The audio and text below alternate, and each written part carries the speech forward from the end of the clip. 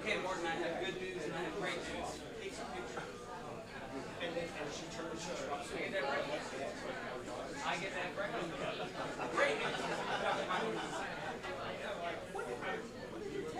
He's going to tie.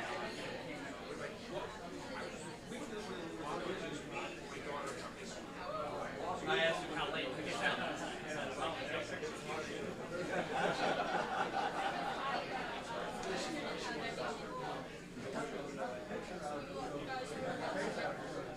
That's a lot of waffle.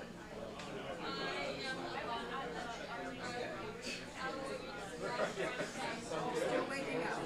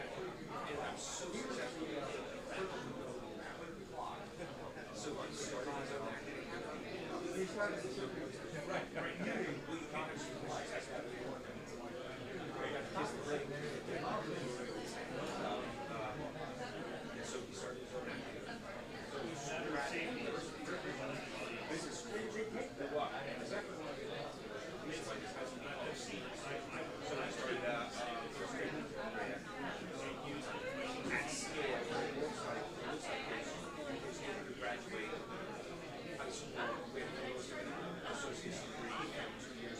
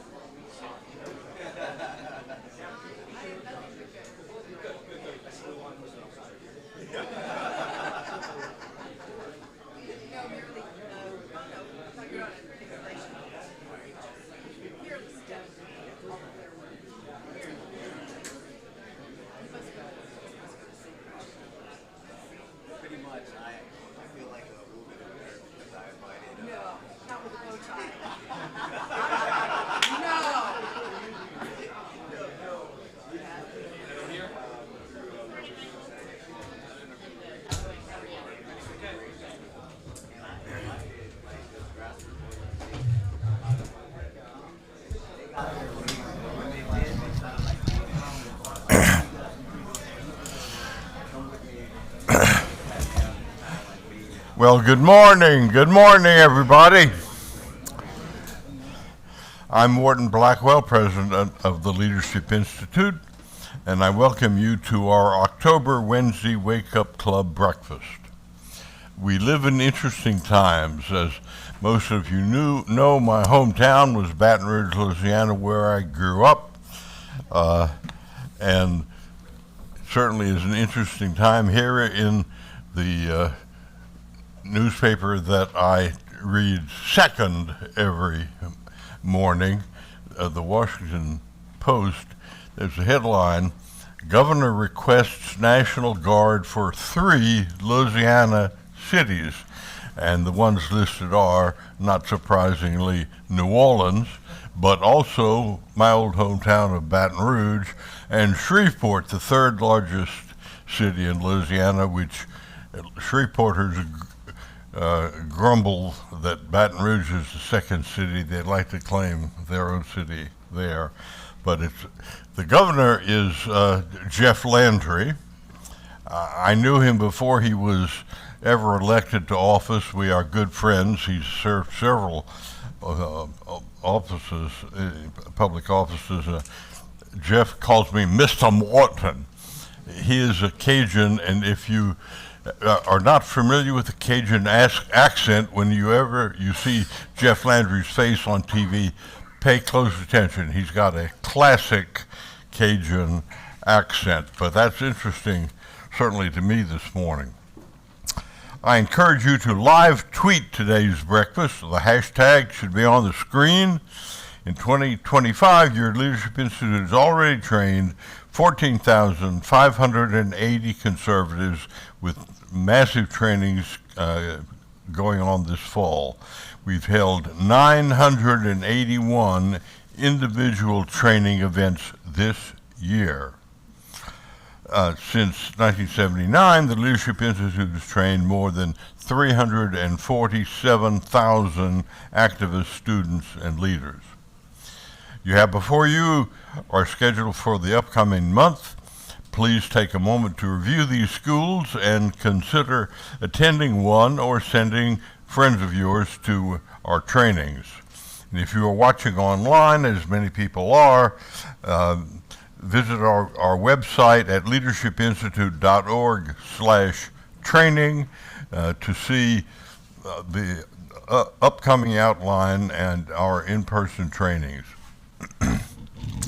So, it's my pleasure now to introduce to you Elizabeth Kolb. She earned a bachelor's degree in political science from Kutztown University in Pennsylvania with minors in public administration and professional writing.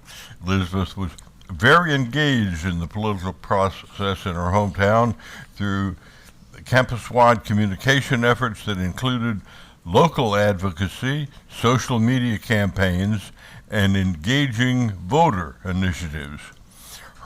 In her hometown of Phoenixville, Elizabeth is committed to supporting grassroots Republican leadership. She canvassed extensively during the 2024 presidential election season. She's still a member at large on her local Republican committee in Chester County. Outside of her political work, Elizabeth can be found sharing her love for the history of the White House, listening to Disney music, going jewelry shopping, and being an active member of her church committee.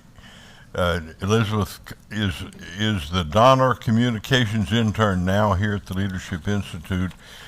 Elizabeth, will you come up and lead us in the in an invocation and the Pledge of Allegiance? Thank you.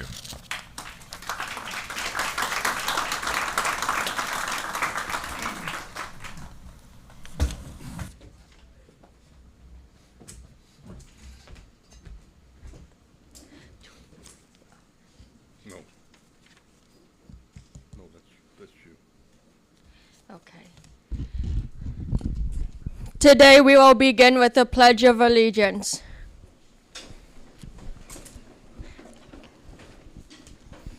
I pledge allegiance to the flag of the United States of America and to the republic for which it stands, one nation under God, indivisible, liberty and justice for all.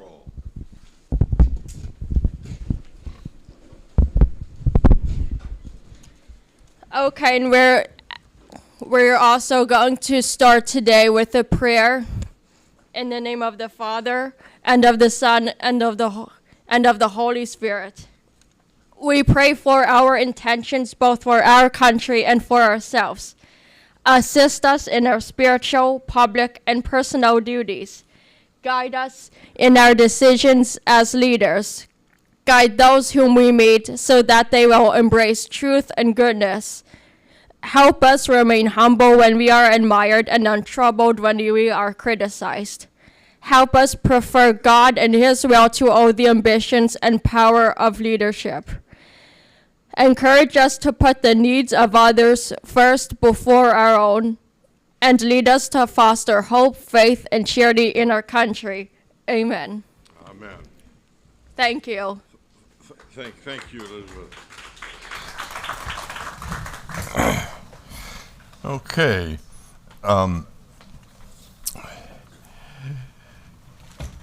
Now I introduce Matthew Hurt, who will give a programs report at the Institute. Matthew is the Director of Professional Services at the Leadership Institute.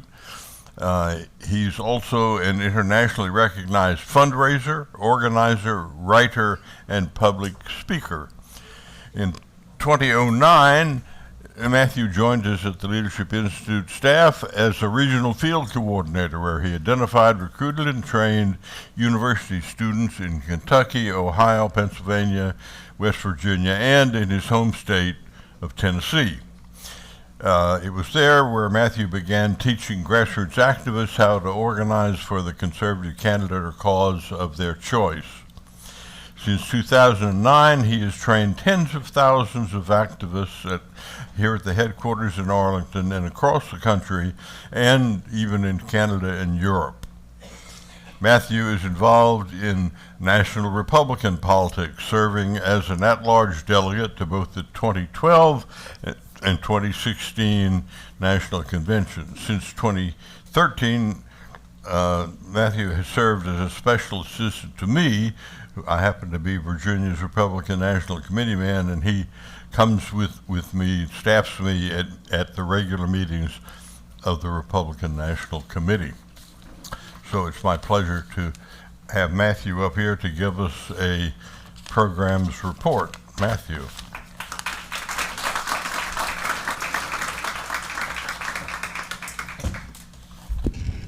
Thank you, Morton. And if you will indulge me, we're going to get a little creative with the programs report today. As you know, Leadership Institute is a 501c3, nonpartisan, nonprofit educational foundation. We do not endorse political candidates, parties, or pending legislation, and we cannot even tell you at the end of a training to go engage in specific political activity. However, I want to share with you a few examples of how your activism over the last 6 or 7 weeks has made a significant impact in Northern Virginia and across the Commonwealth. So a couple of few quick examples, perhaps. One time. So many of you are familiar with the laws of the public policy process. The 36th law is Keep a Secure Home Base. Now, there are many readings of Keep a Secure Home Base, but one of the ways that I interpret this is that you want to be secure in your political infrastructure where you live and operate. If you're an elected official, you want to be able to ensure your reelection by shoring up supporters and diminishing your opposition. But in lieu of having a secure home base in Northern Virginia, we have to get a little creative. We are trying, many of you out in your communities are trying to secure a home base for conservative principles. The first example, on August 21st, just a few weeks ago, many of you, some of you attended a school board meeting right here in Arlington, where there has been some discussion about school board activities. Of course, Leadership Institute has a school board leaders program where many aspiring school board members are taking that training. I encourage you to check that out. I'll give you more information in just a moment. But one of the protesters, a leftist protester, held up a sign, and it reads, "Hey, Winsome." And Winsome Earl Sears was present at this event. Leadership Institute trained Winsome Earl Sears. If trans can't share your bathroom, then blacks can't share my water fountain. Now, this statement was brave and bold to progressive activists as they were making these signs, undoubtedly at a sign-making party the night before. But this sign is inherently racist. And I don't have to tell you why, but somebody snapped a photo of this sign and sent it to me, and we used Leadership Institute training, social media, going viral, to tweet out this photo where in just a matter of days it reached 4.1 million impressions online. As some of you know who are following this, it changed the tone and tenor of the race, including encouraging the co-founder of Black Entertainment Television to make a $500,000 contribution in opposition to the leftist candidate in this race. Click again. In the wake of the tragic assassination of Charlie Kirk, now I'm going to stray from Keep a Secure Home Base and flip over to Make the Enemy Live Up to Its Own Book of Rules, which is not the laws of the public policy process. It's, in fact, rules for radicals. Many of you engaged, dramatic change. Many of you engaged in highlighting the hypocrisy of the left in celebrating the death of a young man who what? Just wanted to have conversations on college campuses. This is one such individual. Her name is Dot Heffron. She is a school board member for now in Chesterfield County, Virginia, just down the road a little bit. And on her private Instagram account, she posted a story. "Call me old-fashioned, but I remember when we were okay with killing Nazis." The assertion is that Charlie Kirk was a Nazi and that it was then okay for him to be assassinated. Now, this was on her private Instagram account. Not a lot of conservative activists were following her, but somebody was, and they sent this to activists around Virginia, and then we were able to boost it. Now, 610,000 people saw that. She has claimed she will resign at the end of the year, but that isn't good enough. And if you don't know the reason why, I encourage you to take our flagship youth leadership school. And on the second day, you learn how to handle negative information or how to go on offense.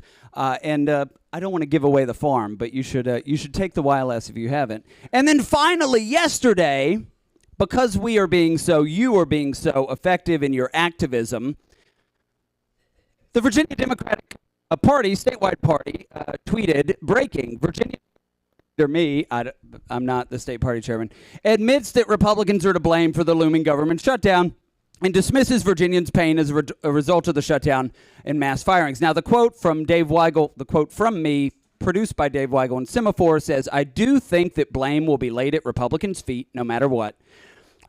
Said me, "It feels like the layoffs are exclusively going to Democrats who were going to vote for Spanberger anyway." Now, that's a sort of an objective assessment. They applied some other assertion to it, and they were roundly criticized. There are 55 replies to that tweet this morning. All of them question the Virginia Democrats' reading comprehension skills. The final slide is the call to action, which again is not tied to political activity. You can do 2 more times. I encourage you to check out our trainings online, leadershipinstitute.org/training. Here are 4 that are coming up in the very near future. The comprehensive fundraising training, there is a nonprofit and a campaign element to that. The Think Tank Opportunity Workshop, if you aspire to have a career at a wonderful place like the Heritage Foundation or Cato Institute or America First Policy Institute. Crisis Communications Workshop, which I suspect our friends on the left up here could take, but you can take it on October 21st, and then the Journalism Career School, which is Ryan Brand's communication trainings, journalism trainings, with the how to get a job in your. If you can't make it to our in-person trainings when they happen, I encourage you to check out 300 plus hours of practical, political, and career and other training at leadershipinstitute.training. And thanks to the generous support of our donors, many of whom are in the room, you can use the promo code, all caps, one word, True Conservative, to access all 300 plus hours at no cost to you. Thank you so much. One more click and we're out of here.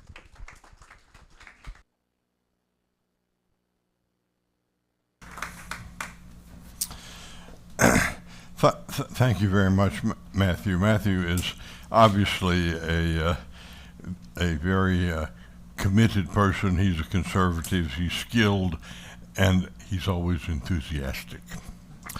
It's my pleasure now to introduce Joe Coyle, who will introduce our featured speaker.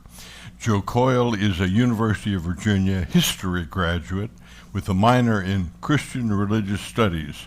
He is an Alexandria, Virginia native.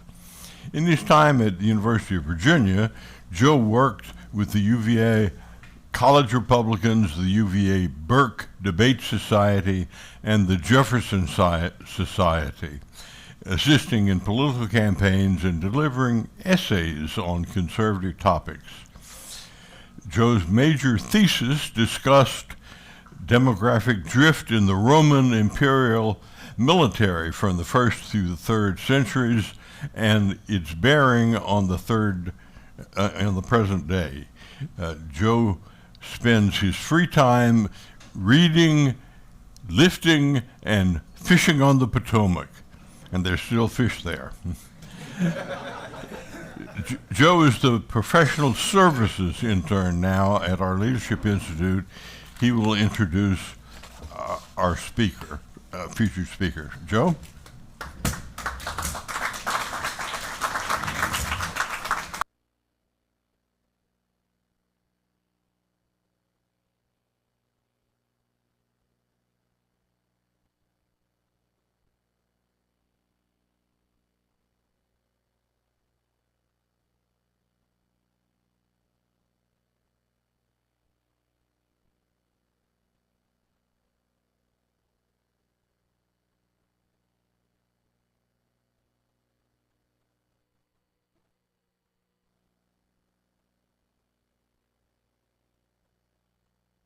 You all right without it? We'll go back. Michael J. New, Ph.D., is an assistant professor of social research at the Busch School of Business at the Catholic University of America. A Phi Beta Kappa graduate from Dartmouth College, Dr. New received a master's degree in statistics and a doctorate in political science from Stanford University in 2002. Before coming to the DC area, Dr. New worked as a postdoctoral research at the Harvard-MIT Data Center. He later taught at the University of Alabama, the University of Michigan Dearborn, and Ave Maria University. Dr. New researches and writes about the social science of pro-life issues.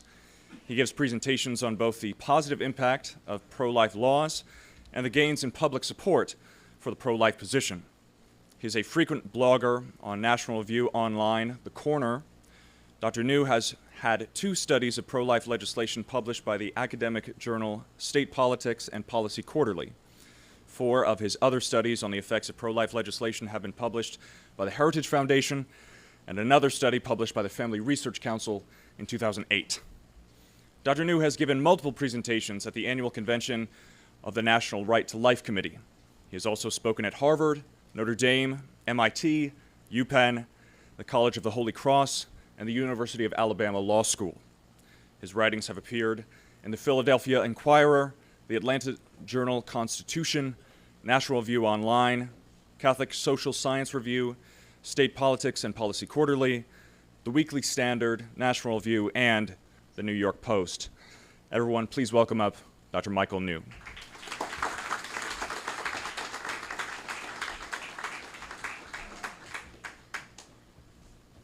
Thanks for that very kind introduction. Do I have a clicker here for the PowerPoint? Someone who can help me out with this here. I do have a PowerPoint that I'm going to try to show, but it's great to be back at Leadership Institute.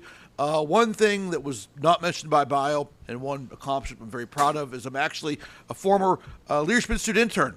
I interned at this very place back in the summer of 1998. I stayed in Sacker House. Time really does fly.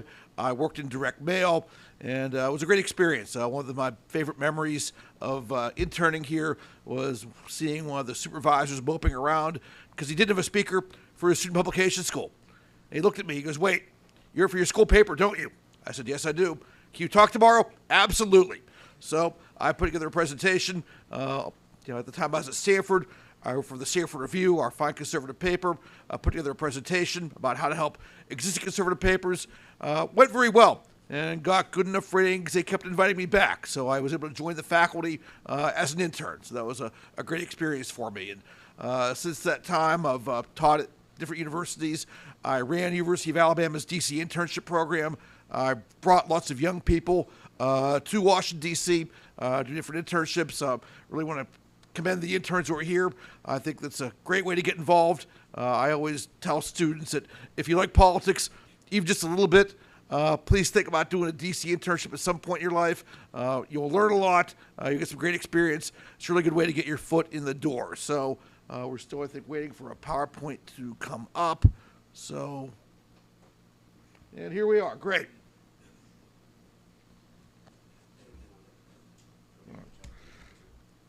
We're good?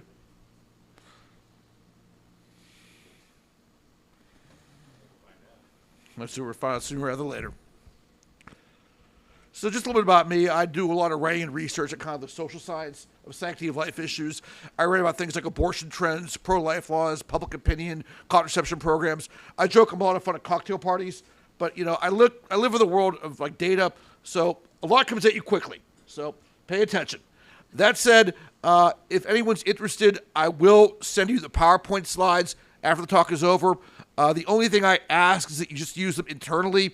Please don't post them where others can download them. But if you would like the slides, I'll have my email address up at the end. Email me, and I will send you the slides. So a couple quick commercials about some various ministries I'm involved with I want to let you know about. One thing I do that I enjoy every summer is I'm on the faculty of the Vita Institute at Notre Dame. The Vita Institute is a week's worth of pro-life instruction. Lectures on theology, philosophy, law. I usually do a lecture on the social science. The best part about the Vita Institute is if you get in, it's free of charge. They feed you, they put you up. All you have to do is get yourself to Notre Dame. Again, it takes place every June. I highly recommend it. If you want to learn more about sanctity of life issues, it's a great opportunity. I'm also part of a think tank. Really not new anymore. The Lozier Institute was founded, I guess, back in 2012. For a long time, people working on sanctity of life issues had to rely on the Guttmacher Institute for data. As you may know, Guttmacher up until 2006, 2007 was Planned Parenthood's research arm. Everything they do has a very strong pro-abortion, pro-contraception bias. We need our own research institute.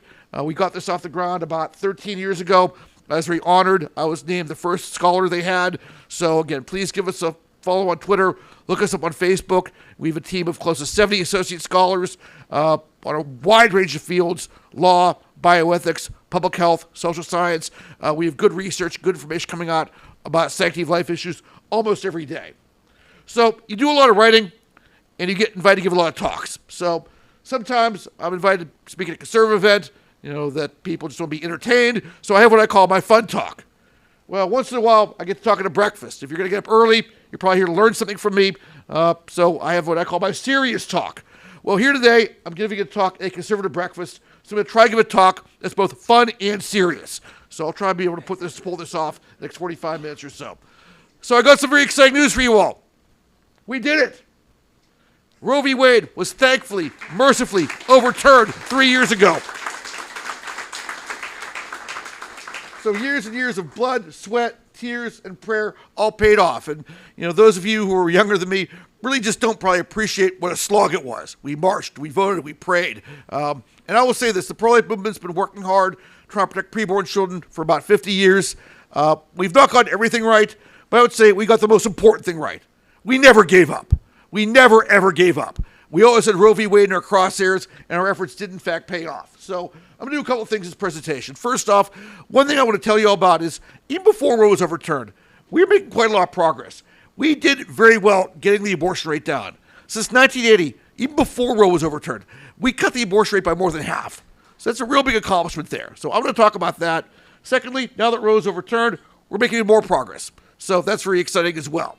So first what I want to talk about is what I call the pre-Dobbs pro-life success story. Again, the U.S. abortion rate fell by more than 50% since 1980. All this happened while Roe v. Wade was still on the books. So even with abortion legal in all 50 states, for all 9 months of pregnancy, we cut the abortion rate in half. And this is a success story we should promote. So part of this presentation is, again, explaining this long-term decline in the U.S. abortion rate. So when I give talks to pro-life audiences, I have what I call my 2 favorite pro-life statistics. Number 1, we got the abortion rate down by more than 50%. Remember that. Number 2, you have to wait. But just remember this for now. We cut the abortion rate in half. Now, it's interesting. That's very unique. If you look at how the United States fares against other countries, very few countries have enjoyed this kind of success getting abortion numbers down. Poland has a little bit of advantage over us. After the fall of communism, they basically made abortion illegal. That certainly helped. Not sure what happened in Japan. They've had a big fertility rate collapse, but they've had some luck. But you look at other countries, they really lag behind the United States. We've seen abortion numbers go down a little bit worldwide, but not by much. So we've seen a big decline in the United States. It's for a variety of reasons, but one big reason is because the U.S., unlike our European counterparts, doesn't have an active, lively, engaged pro-life movement. Pro-lifers are very marginalized out in Europe and other parts of the developed world. But here in the U.S., we're lively, we're active, we do exert some influence, and as you'll see in my presentation, that has played a role. So it's kind of interesting. Most of you, probably before my talk began, unless you've heard me before, probably didn't realize we cut the abortion rate in half, which is too bad, because usually when there is some kind of public policy success story, it gets attention, like the fall of communism, or a vaccine, or declining crime in New York City. But again, we cut the abortion rate in half, and outside a handful of analysts who really follow this issue closely, it's got very little attention. So that's one thing. Secondly, we cut the abortion rate without really changing policy all that much, say between 1980 and 2020. So I want to take you on a little bit of a thought experiment. Suppose I jump into a time machine, and I go back to 1980, and I talk to pro-life leaders back in 1980.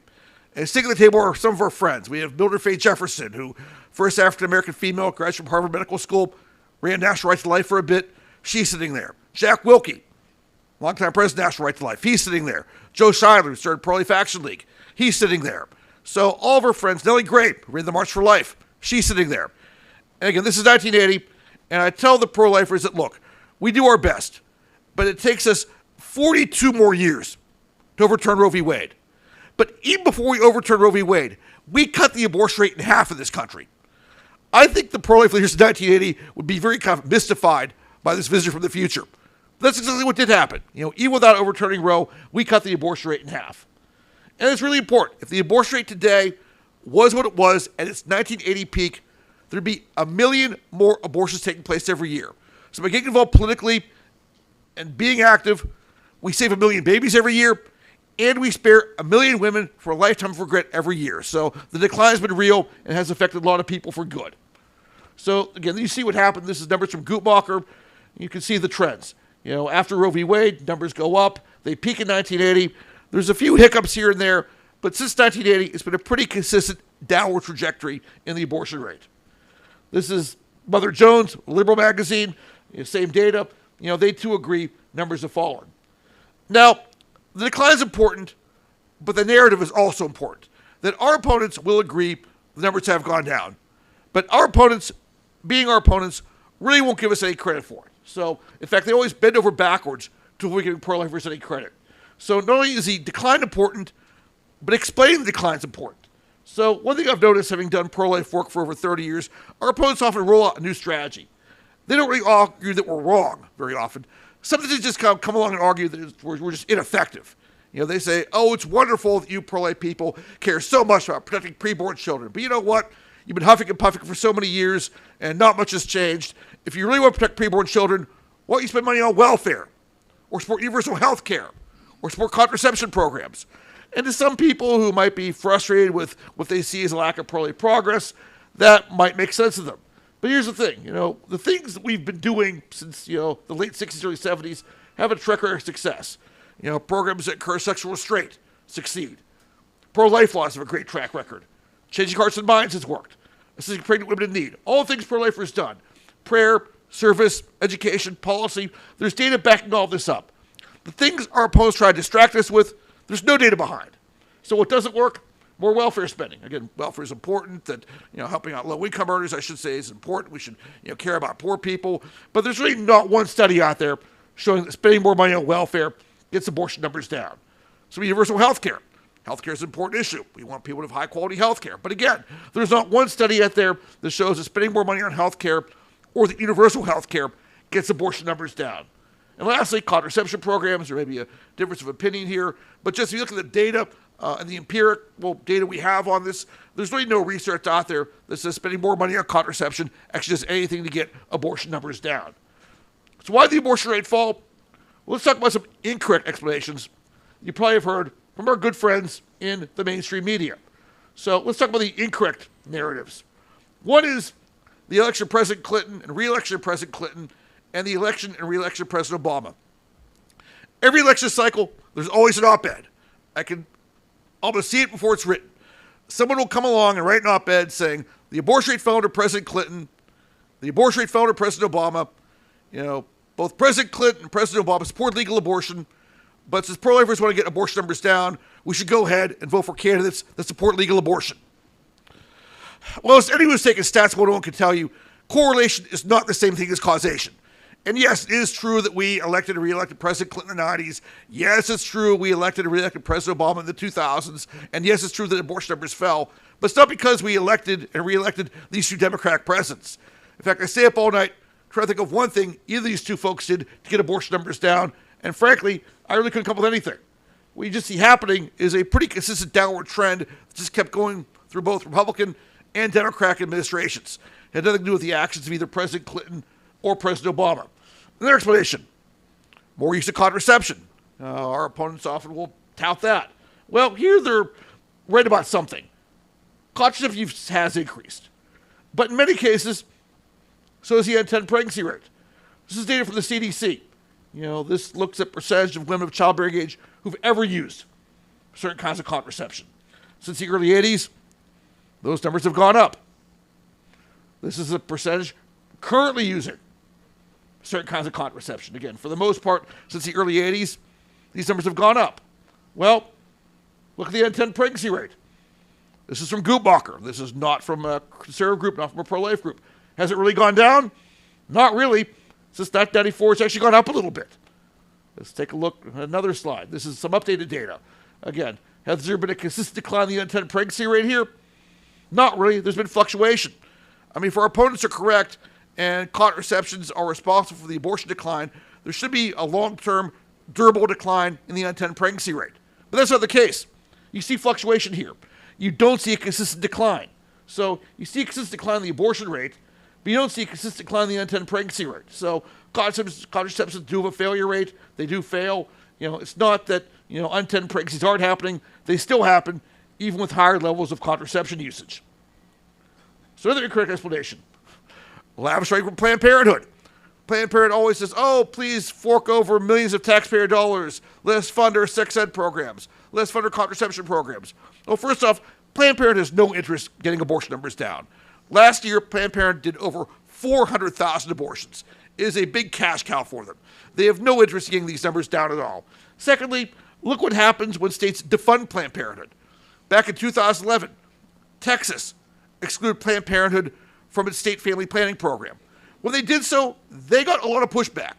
Many self-proclaimed public health experts were very critical. They say if you take Planned Parenthood away from the family planning program, teen pregnancies will go up, teen births will go up, teen abortions will go up, and it will be a public health disaster. Well, look at what happened. Between 2011 and 2019, in Texas, minor births fell 64%. Minor abortions declined 64%. Now, in fairness, some of these numbers are trending downward anyway, but these trends clearly show you could have very positive public health trends without requiring your taxpayers to fork over millions of dollars to Planned Parenthood every year. So, again, this is not a public health disaster. I think many states love to have the public health record of Texas when it comes to stopping minor pregnancies, minor births, and minor abortions. Last correct explanation, welfare spending, universal health care. As I said before, again, there's no research showing that spending more money on health care or spending more money on welfare does much of anything to get abortion numbers down. Now, and some people claim, if you read the mainstream media, the Affordable Care Act has done such a good job getting the abortion rate down. Well, the abortion rate's been falling since 1980. The Affordable Care Act kind of took effect around 2011, 2012. So abortion numbers are falling well before the Affordable Care Act took effect. So here are incorrect explanations for the abortion decline. The election of Democratic presidents, contraception use, fighting for Planned Parenthood, welfare universal health care. So you're probably wondering, Why are abortion rates falling? Well, maybe my favorite statistics. Number one, U.S. abortion rates fallen by more than 50% since 1980. Number two, a small percentage of unintended pregnancies result in abortion. Or looking another way, when a woman faces unintended pregnancy today, she's a lot more likely to carry that pregnancy to term now than she was, say, 30 or 40 years ago. So I put this slide up that's worth its own slide. You see the early 90s, half all unintended pregnancies result in abortion. Now, according to the most recent data, only about a third do. Again, I will show this slide to every pro-life audience that will listen to me. I think this is very important. Why is this important? Does anybody want to venture a guess here? And the good news is there can be more than one right answer. Again, I think this is very important. Again, half unintended pregnancies ended in abortion in the early 90s, and our most recent data is now only about a third do. So, Could it be because of the scans? In other words, they are more accurate, putting a bunch of scans in the ultrasounds? crisis pregnancy centers, and then they can see that actually the baby is functioning much earlier. You're right. I mean, there's more pregnancy centers with ultrasounds. There's a lot of data showing that a pregnant woman sees an ultrasound, she's a lot more likely to carry that pregnancy to term. Ultrasound technology's gotten a lot better. I mean, very often the first picture somebody sees of a son, daughter, brother, sister, niece, nephews in utero, that's part of it. Anybody else want to venture a guess? Go for it. 1990s, around the time the Soviet Union fell, could we be looking at an increasing amount of hope in the American population? Well, that might be the case. I think that, we've seen some shifts in public opinion since the early 90s, and, I certainly think that, it's interesting. I'm going to be turning 50 in about a month or so, and I'm the last generation that really remembers the fall of the Soviet Union. I was about 13 or 14 when that happened. So I think that, optimism and hope for the future, people are more likely to have kids if they have hope for the future than if they're pessimistic. So that might play a role. Well, here's a good thing. There's many right answers to this, but I'll just sum it up very succinctly. Why this is important? Just shows we're effective. If more unintended pregnancies are being carried to term, it's because of really one of three reasons. We're either just changing hearts and minds and persuading women, we're doing a better job caring for the material needs of women through our pregnancy help centers, or we're enacting better, stronger, more protective pro-life laws. So it's all the things that pro-lifers are doing. Education, service, legislation are all playing a big role in terms of getting the abortion numbers down. So I want to talk about each of these things in turn. Shifts in public opinion, pregnancy help centers, state-level pro-life laws. So public opinion. There's probably more polling on abortion than any other public policy issue, but one poll I often cite is the Gallup poll. Gallup always conducts a poll in May. They release the results in June. They always ask some different questions, but one question they always ask every year is very simple. Do you consider yourself pro-life or pro-choice? And I don't know how clearly people can see the PowerPoint slide, but the light green line is pro-choice, and the dark blue line is pro-life. Back in 1995, what percentage of people identified as pro-life? 33. Now look at 2021. 47. So we made some headway there. I mean, I remember being in college in the early 90s, and being pro-life is always tough. It was very tough back then. And there was a lot of talk that, the Republican Party should abandon its pro-life plank. Really, nobody talks about that now. The pro-life Republican Party is a pro-life party, and, people don't see this as a losing issue, Republicans, anymore. So we made some gains in the core public opinion, long term. Why was this? I think part of it was just the 90s debate over partial birth abortion. Some of the younger folks here may not remember that, but this is a very just gruesome late-term abortion procedure that President Clinton vetoed at least twice, and it was hard to avoid. You had pictures of aborted babies on TV, in newspapers, in magazines. I think people really saw how permissive our laws were, and there was a pushback against that. And also ultrasound technology, which came up before. Again, the first picture somebody sees of their son, daughter, niece, nephew, brother, sister is often in utero. And that's a subtle, but I think very important positive impact on this debate. Pregnancy help centers. There's two trends I like. Since the early 90s, and this is before DOMS actually, number of abortion facilities fell by 2/3. Abortion facilities are kind of subject to the same economic laws of, other entities. And if fewer folks are getting abortions, they're going to close. So since the early 90s, the number of abortion facilities has fallen by over 2/3. And it's neat. I used to live in Michigan. We had a great tradition there. Anytime an abortion clinic would close, we'd throw a party. Fewer abortions, fewer people in the industry. It was a great cause for celebration. I know that I lived in Dearborn, and the Dearborn facility closed because just some very good pro-lifers were very consistent about being out there almost every day, and that facility did in fact close. While abortion facilities are closing, pregnancy centers are actually opening up. Since 1988, numbers have increased by over 80%. So places that destroy life are closing, places that affirm life are opening, both very good trends. So there's over 2,700 pregnancy help centers in the U.S., providing services to nearly 1 million clients, relying on 44,000 volunteers, and providing over $367 million worth of goods and services every year free of charge. So every time I talk to any pro-life audience, I really encourage you, please help out your local pregnancy help center. They're on the front lines every day, helping real women in need. They often don't have big budgets. They're doing the best with whatever resources they have. But they're doing great work. They're on the front lines. Whatever you can give is a blessing. If it's time, if it's money, anything you can do really does help build a culture of life. Lastly, legislation. Since the 90s, a lot more states started to enact pro-life laws. So even before Dobbs, we were making some good headway, at least passing some good incremental laws. So you look at where we were in the early 90s. In 1992, only 20 states had parental involvement laws. These are laws that require minor girls to either notify their parents for obtaining an abortion or get permission from their parents for obtaining an abortion. Only 20 states had these in 1992. 37 states had them as of 2021. Only 18 states what we call a Casey-style informed consent law back in 1992. Again, these informed consent laws are laws that give women seeking abortions information. The information can be about potential health risks. It can be about support for pregnant women and single mothers from both public and private sources. Information can be about field development. Only 18 states have these informed consent laws. 29 states have them as of 2021. Only 21 states are regulating abortion clinics in 1992. 30 states are doing so as of 2021. No states had banned partial birth abortion in 1992. 21 states had done so since 2021. So why was there this increase? Well, a couple things. First off, Dobbs is not the first time the Supreme Court really reconsidered its findings in Roe v. Wade. Some folks who've been at this a while do remember the Casey decision. And in 1980, pro-lifers worked hard to elect Ronald Reagan. In 1984, we worked hard to re-elect Ronald Reagan. In 1988, we worked hard to elect George H.W. Bush. Between Ronald Reagan and George H.W. Bush, they appointed 5 judges to the U.S. Supreme Court. So when the Supreme Court reconsidered Roe v. Wade and Casey, a lot of us thought the votes were there to overturn Roe v. Wade. And when the Supreme Court didn't do so, it was a real setback and a real disappointment. But there was a little bit of silver lining for us that day.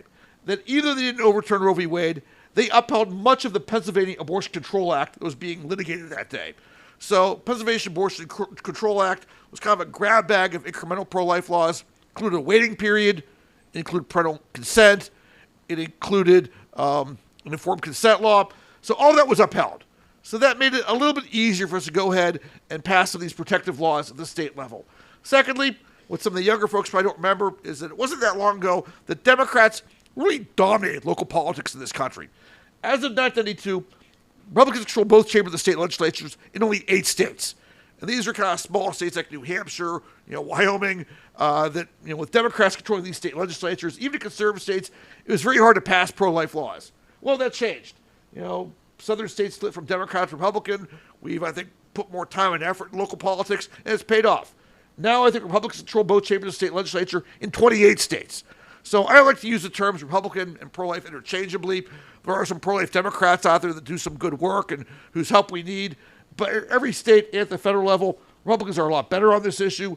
So the legislature flips from Democrat to Republican. It makes it much, much easier for us to go ahead and pass these protective laws. So what impact have all these laws had? We'll talk about a few things here. Public funding limits, parental involvement, informed consent. There's research on all of them. Public funding. When I talk about public funding, I talk about Medicaid funding. So because of the Hyde Amendment, thankfully, the federal government does not pay for elective abortions with your taxpayer dollars. But sadly, about 19 or 20 states do so, including Maryland, where I live, including California, including New York, some other states. But some states have kind of switched their policy. Pennsylvania quit funding abortion through Medicaid. West Virginia quit funding a few years ago, and we can see what happens. And there's a good body of research that shows anytime a state quits funding abortion through Medicaid, abortion numbers go down.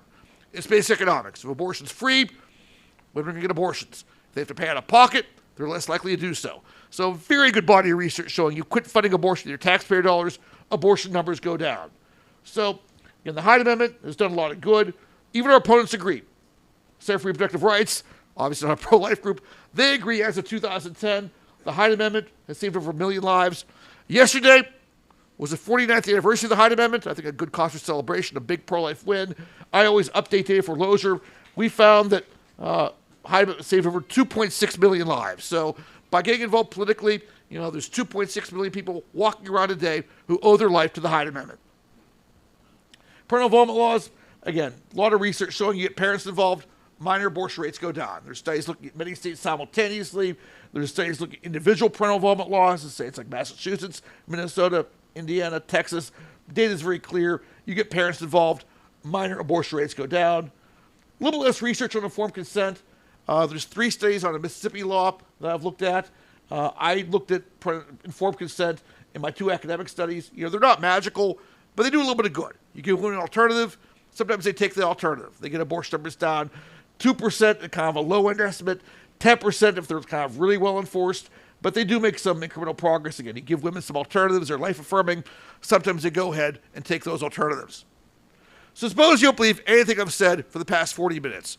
Suppose you think I'm just a snake oil salesman that came by to try to convince you that pro-life laws work. Well, you don't need to spend time getting degrees in statistics. You don't need to spend time reading dusty academic journals. All you have to do is just look at some simple line charts. This is Tennessee. The black dotted line is the national average abortion rate. The red line is the abortion rate in Tennessee. And look what happens. They pass informed consent, abortion rate goes down. They pass parental notice, abortion rate goes down again. A judge strikes out parental notice, numbers go back up. They reenact it, goes back down again. Still skeptical? Look at Pennsylvania. They had 2 things. The green line is the abortion rate in Pennsylvania. The dark blue line is the national average. So for a long time, at least in the 70s and 80s, Pennsylvania's Medicaid program was covering elective abortions. In the early 80s, that stopped. So the abortion rate went from being way above average to being just a little bit above average. Then they passed the Abortion Control Act. Again, that included a waiting period, parental consent, informed consent. Numbers fall beneath the national average. So you can see the pro-life laws in Pennsylvania have done some good. So that's pre-Dobbs. Now I want to talk about what's going to happen after Dobbs. So we made progress under Roe with abortion being legal. Just think we can do now that we can actually legally protect preborn children. The future's here. So in 12 states, we protect preborn throughout pregnancy. 4 states, Florida, Georgia, Iowa, South Carolina, we protect the preborn after 6 weeks gestation. Arizona's a 5-week ban in place. Nebraska and North Carolina have a 12-week ban in place. So our friends in the New York Times have this nice chart. You can see big chunks of the country have taken the lead and are passing good, strong, protected pro-life laws, and that's an exciting development. So, and these laws are having an impact. So, data from Texas shows that these laws are already saving thousands of lives. So, as you may remember, the Texas Heartbeat Act took effect before Dobbs. It took effect September 1st, 2021. It was designed in such a way that it was hard to challenge in court. So it took effect. And after September 2021, abortion numbers in Texas plummeted. So you see what happens here. The blue bars are abortions before the Heartbeat Act. The red bars are abortions afterwards. So right away, abortions in Texas fall, and fall pretty quickly. So, we saw about 5,000 a month before the Heartbeat Act, about 2,700 a month after the Heartbeat Act. They fall by nearly half. So right away, abortion numbers in Texas are cut in half. Now, the New York Times decided to come along and rain over all our parade. They said, sure, abortion numbers in Texas are falling, but here's what's happening. Women are either going to other states where the laws are more permissive, or they're getting chemical abortion pills through the mail. So even though in-state numbers are falling, they're being offset by out-of-state increases and mail-order abortions. Well, there are some problems with their analysis. Just because a chemical abortion pill is ordered doesn't mean an abortion happens. Someone may have second thoughts. There's some evidence that women are just getting these pills and storing them for future use. And their out-of-state numbers, were self-reported, not really verified by the government or any outside entity, so there were some issues there. But I thought of a better way to analyze the Heartbeat Act in Texas. Birth data. So here's a very good insight. I want everyone to pay attention here, okay? In a post-Dobbs world, abortions are hard to count. Why? Women go to other states, they go overseas, they try to self-induce, they obtain chemical abortion pills through the mail. So abortions are hard to count. However, babies are easy to count. Now, I don't know if you've ever seen a baby before, but they crawl, they cry, they make a lot of noise. The government does not do a lot of things well, but it can't count babies. I mean, they're kind of hard to miss. So let's count babies instead. So if you see birth numbers going up after a pro-life law is passed, that's pretty powerful evidence the pro-life law is having an impact. And that's what happens in Texas. You see that, birth data from Texas in 2022 goes up by several thousand. So more babies are being born because of the Texas Heartbeat Act. So again, there are 22,000 fewer abortions, about 11,000 more births in the first 7 months alone. In 2022, Texas had the highest birth rate increase of any state in the country. Why? They were the first state to formally enact a strong pro-life law. So we see more babies being born in Texas. Really does show the laws they're passing are having an impact. And there's 3 studies that have looked at this. I did a study for the Loesch Institute. 2 other academic journals agree with me. Journal of the American Medical Association, again, they are not pro-life, but they look at the data and like, yep, births are going up in Texas. Heartbeat Act is saving lives. And University of Houston, their Institute for Research on Women, Gender, and Sexuality, yeah, I've hunched they're probably not on our team ideologically, but they did look at the data and same conclusion. About 1,000 babies saved a month due to the Texas Heartbeat Act. Other data has come out. I mean, Institute for Labor Economics compared states with pro-life laws to states where abortion policy is a lot more permissive. They found a 2.3% birth increase in states where there are strong pro-life laws. They've argued that 32,000 more children were born in the first 6 months of 2023 because of these pro-life laws. Heartbeat International has some encouraging data. They've said that since Dobbs, their hotline, they've gotten 15% increase in serious inquiries. These aren't crank calls. These are people wanting assistance. And they also say that over half their pregnancy centers have seen an increase in clients after Dobbs, so more women are taking advantage of the good resources offered by pro-life pregnancy help centers. And sometimes I give talks in parts of the country where, because of the political situation, it's hard to pass pro-life laws. One thing I tell every pro-life audience is I don't care where you are and what you're doing, there's always things you can do to build a culture of life, even if you live in a politically liberal state. Let me give you some examples. Back in the early 1990s, the Caring Foundation, which is based in Missouri, did some interesting research. They asked an important question.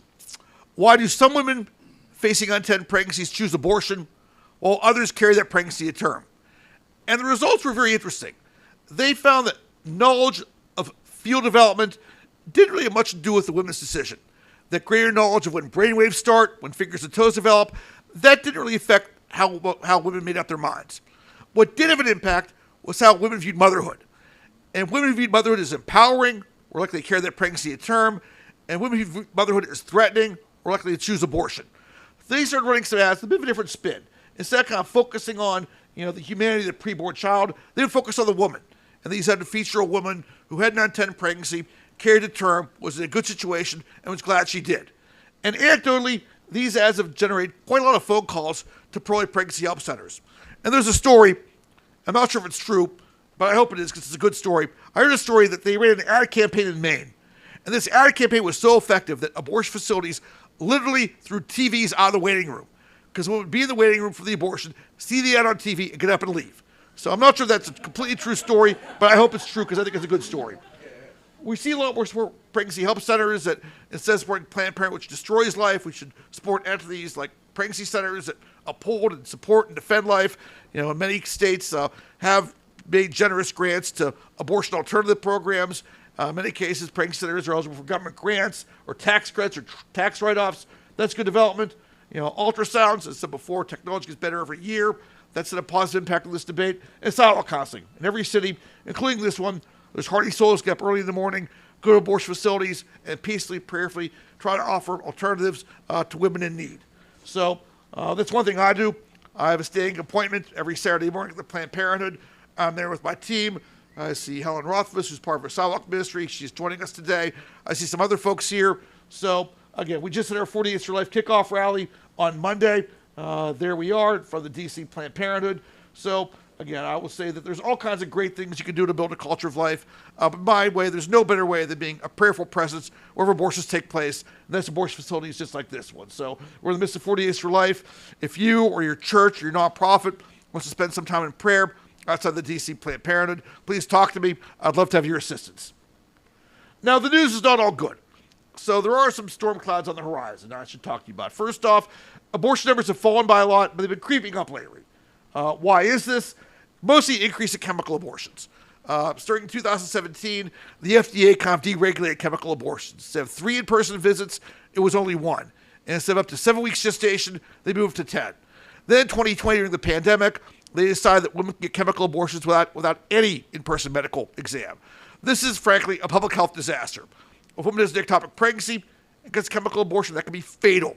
If she's further along in gestation, she realizes, and gets chemical abortion, that can have some very negative, serious health consequences. So the Biden administration continued this unwise COVID policy, and sadly, the Trump administration has yet to take action. They could end this tomorrow if they wanted to. It's disappointing. I know that RFK Jr. and his team say they're reviewing the safety of chemical abortion pills. I wish they'd move faster. They could do a lot right now, protect mothers and preborn children, by putting some safeguards in place. As of yet, they have not done so. Sadly, a lot of blue states are repealing existing pro-life laws. Illinois repealed their pro-life parental involvement law. Massachusetts weakened theirs. A number of states, sadly, are funding abortion with taxpayer dollars through Medicaid, including Illinois, including Nevada. Colorado is going to start doing so in 2026, so that's something we have to be aware of. Biden administration was no friend of pro-lifers. Again, they made the policies on chemical abortions much more permissive, and we have to roll that back. After Dobbs, our opponents have become a lot more organized and mobilized, and, they haven't rolled over and played dead. And we've not really done as well as we would like on some of these ballot questions. We did win a few in November. We did win in Florida, and we did win in South Dakota and Nebraska. But overall, our record could be better. But here's an important insight, one of my favorite quotes. As Martin Luther King Jr. said, "From arc, the universe is long, but it bends toward justice." And he is right. The one thing I always tell pro-life audiences is think long term. We've come a long way since the 1970s. Back in the 1970s, we couldn't get the Supreme Court to uphold parental involvement. Parental involvement laws were struck down multiple times by the Supreme Court before they were upheld. So something as simple as parental involvement we couldn't get through. But we've done that. One of the problems I think that Ronald Reagan and George H.W. Bush had was they didn't have a long, strong constitutional conservative judges to pick from. But the Federalist Society has kind of built a good farm team. There's a Republican president. They have a lot of good options now. And we're prioritizing getting these judges nominated, which I think is a great thing. And frankly, we're doing a better job stopping the Democrats and their judicial appointments. When President Clinton nominated Stephen Breyer to the Supreme Court, he got less than 10 no votes in the Senate. When President Clinton nominated Ruth Bader Ginsburg, she also got less than 10 no votes. Now Republicans are playing ball. We stopped Merrick Garland. If he was as bad an attorney general as he would have been a Supreme Court justice, that was a big win for us.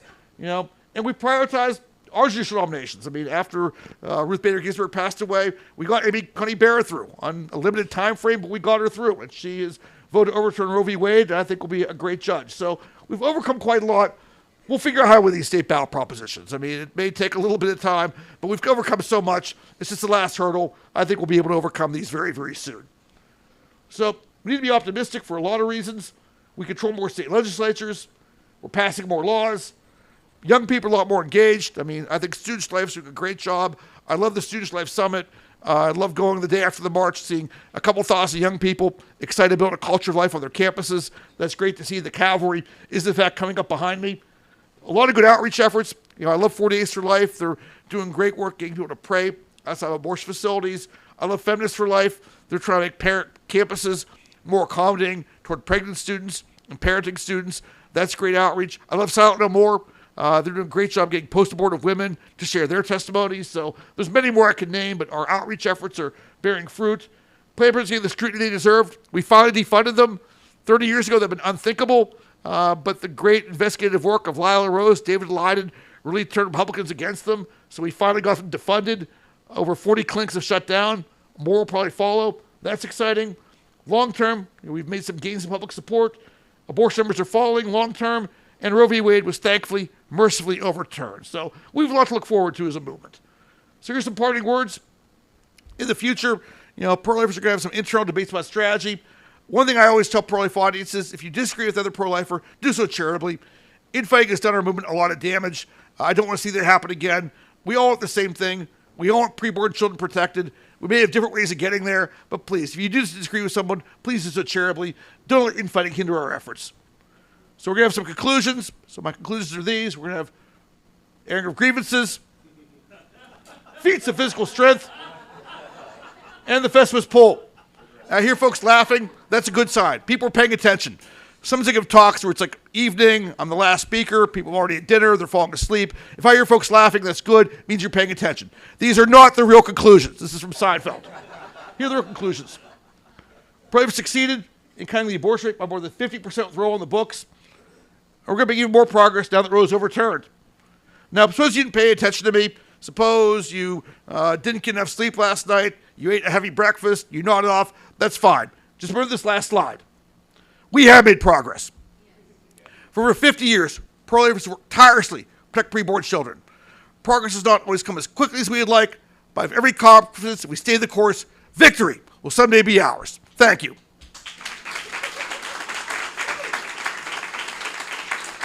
Here's my information. You can shoot me an email if I can help you in your pro-life work in any way. Please let me know. Just put Leadership Institute in the subject heading. You'll be at the top of the pile. There's my Twitter handle, or I guess it's now X.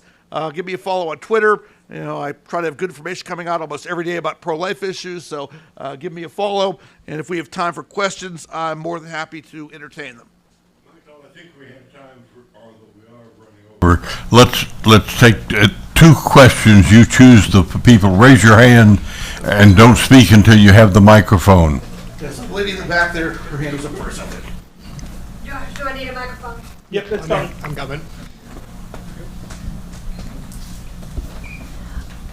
I just wanted, is this on? Okay. A lot of young women that I know, and being as old as I am, young as 50, but at any rate, grew up in an era where they believed they had a constitutional right to abortion, and they believe Republicans took it away from them.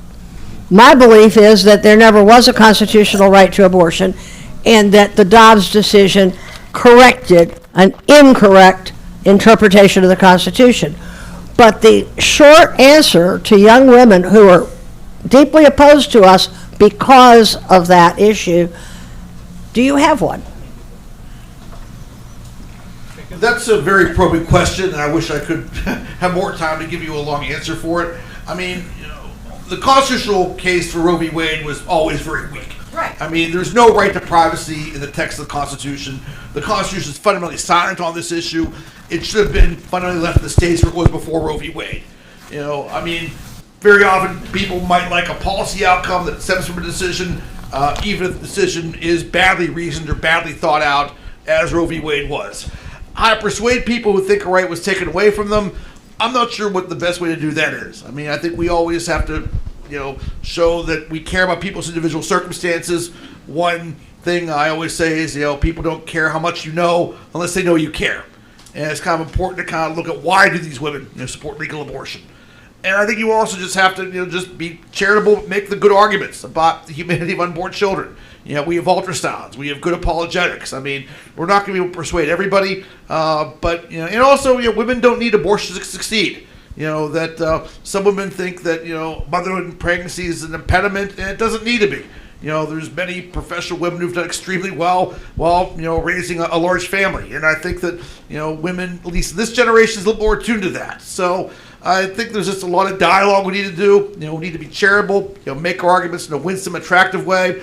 It's not going to be easy, you know, but no one signed up for the pro-life movement because, gee, I thought this would be really easy. Hi, I wanted to ask you about the law that's coming on the books, the constitutional amendment in Virginia here. What are the 5 things that you would recommend activists in Virginia do to prevent this god-awful law from, or constitutional amendment from being passed? I mean, we have our work cut out for us. You know, obviously, you know, Leadership Institute's here in Virginia. You know, there are groups that are organized. Thankfully, somewhat thankfully, there's multiple steps. Some states have been up or down vote, but here there has to be kind of multiple rounds of voting before it takes effect. This is kind of outside my direct control, but the one thing we have learned from these ballot campaigns, frankly, is that money makes a big difference. We outspent our opponents in Nebraska and South Dakota, and we won. In Florida, we spent a lot of money to keep our opponents under 60%. You know, I'm not a professional fundraiser, but I think that, again, if we do have enough money raised, we can certainly be competitive. I think that the problem we've had in these other states is that the other side is able to saturate the airwaves with these misleading ads, and if we can't fight back, that puts us at a big disadvantage. So I'd say the big thing I'd recommend is we just have to be very shrewd and aggressive about our fundraising. Okay, thank you very much. Hold on a second. Just 1 second, hold on. Michael, we thank you very much. We are not surprised that you've taken a leadership role. You had an internship once. We have been working steadily to improve and make nicer and more effective our intern house. And after the meeting, if you would like a tour of the intern house after 20 years of improvement, we can arrange that for you. But thank you so much for coming, and as a token of our appreciation, give you a new Adam Smith necktie. Thank you so much.